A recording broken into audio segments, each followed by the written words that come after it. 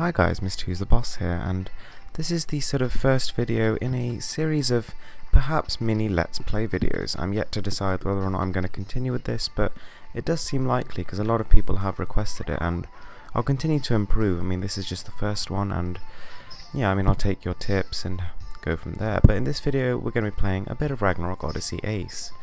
So I'm actually on the chapter 7, and that's chapter 7 out of 9, and it's getting pretty difficult.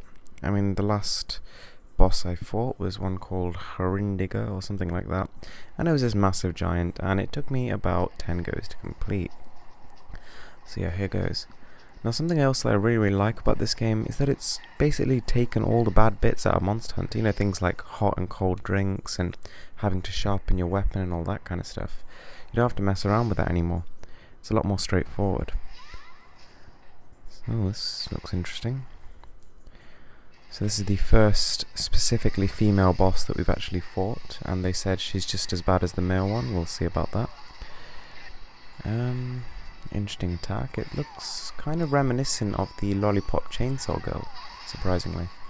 I don't know, the Ragnarok universe has sort of drawn inspiration from just about everywhere, to be honest. You see hints of everything from Disney to Monster Hunter to Pokemon, so yeah. I don't think this should be too difficult, to be honest. The attacks aren't too bad. Like, I don't think this one's going to be whipping out any one-hit KOs or anything like that. Just a couple of sneaky dodges, I'll be alright. Yeah, no, the combat on this game is actually really good. It's got a lot more to it than the one on, for example, Monster Hunter, where you literally just got the circle and the triangle. Because you've got obviously special attacks here, and they are quite cool, and you unlock more the further you go on. And you can choose which ones to equip as well, which is really nice, so it's a lot of customization to it.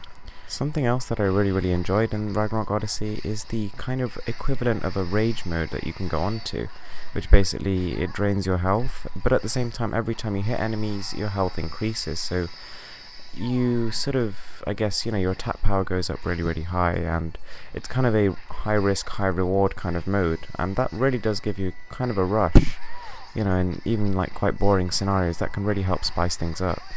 So yeah, that's a really good idea. But yeah, apart from that, I'd say the game is a little bit less tactical than something like Monster Hunter. I'd say that it requires probably a little bit less skill and a bit more button mashing, but nonetheless, it's not exactly a game you can just walk through.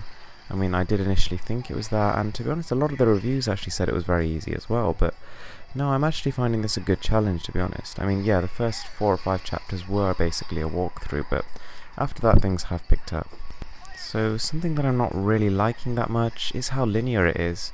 So for example, in something like Monster Hunter, it's a lot more open-ended. You know, you can scroll through a list of like 20 pages of different weapons, and you can just pick one, and then you say, okay, I'm going to work towards that weapon by targeting this monster. Whereas in this game, a certain sort of set of weapons, one of each category, will basically unlock after you complete each chapter.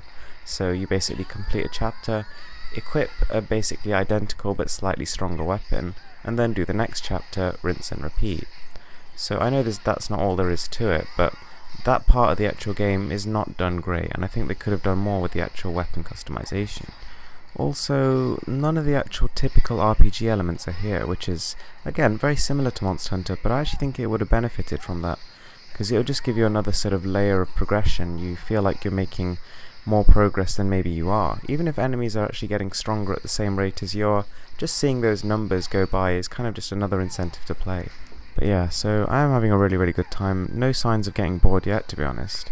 I'm still gonna go ahead and try and get that platinum trophy, as ridiculous as it seems at this point. It's still a long shot. I mean, I've collected a few bronzes, no silvers, no golds, so yeah, a long way to go. But yeah, I'm enjoying it. I'm kind of starting to wonder when this dude's gonna die. I mean, I've been hitting it constant for like 5 minutes. Oh, there we go. Alright guys, so that was just a short snippet of gameplay. In the future, I will probably come out with slightly longer ones, but for now, that's it from me. Thanks for watching, please give this video a thumbs up and subscribe for more.